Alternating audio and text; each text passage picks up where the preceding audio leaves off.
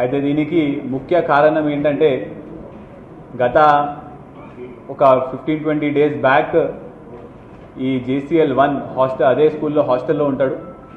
ఆ హాస్టల్లో అతని బ్యాగ్లో సెల్ ఫోన్ ప్లస్ కొంత మనీ దొరికిందని చెప్పేసి ప్రిన్సిపల్ గారు, టీచర్ గారు అతన్ని మందలిస్తే అతన్ని హాస్టల్ నుంచి తీసి డే స్కాలర్కి షిఫ్ట్ చేస్తారు.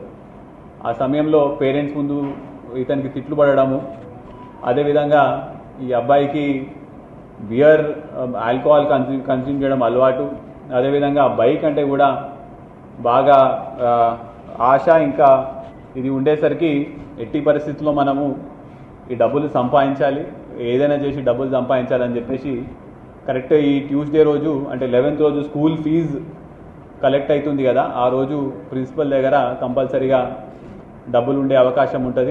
ఆ రోజు మనము ఆ ఇంటికి వెళ్ళి దొంగతనం చేసి ఆ డబ్బులు తీసుకోవచ్చని వీళ్ళు ముందే ప్లాన్ వేసుకొని 5 రోజుల ముందు నుంచి, అంటే 11th రోజు అయితే 6th 7th ఆ రోజు నుంచే అక్కడ చుట్టుపక్కల ఉన్న కెమెరాలు కూడా వీళ్ళు రెక్కీ చేసుకుంటారు. అదేవిధంగా గ్లవ్స్ కొనడం జరుగుతుంది.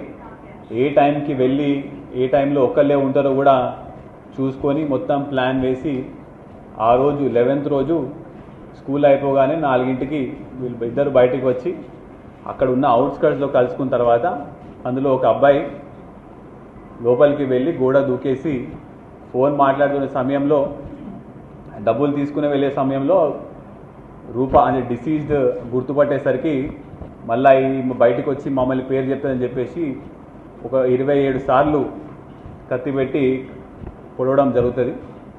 అయితే ఆ సమయంలో ఫోన్ కింద పడిపోతే ఫోన్ కూడా తీసుకొని వెళ్ళిపోవడం జరుగుతుంది. కొంత గొంతులోంచి మాట వచ్చి మళ్ళీ ఇంకెవరికైనా చెప్తుందని చెప్పేసి ఫోన్ కూడా తీసుకొని వెళ్ళిపోవడం జరిగింది. అది ఇప్పుడు ఇవాళ వాళ్ళ దగ్గర నుంచి మనము 1,54,000 క్యాష్, దాని మీద బ్లడ్ స్టెయిన్స్ ఉన్నాయి, అది రికవర్ చేసినాము. అదేవిధంగా 2-3 డేస్ బ్యాకే ఉన్న ఒక 60,000 పెట్టి ఐఫోన్ కొన్నాడు, అది కూడా రికవర్ చేయడం జరిగింది. ఈ ఫోన్ కూడా మనము రూపారెడ్డి గారి ఫోన్ కూడా మనము రికవర్ చేయడం జరిగింది.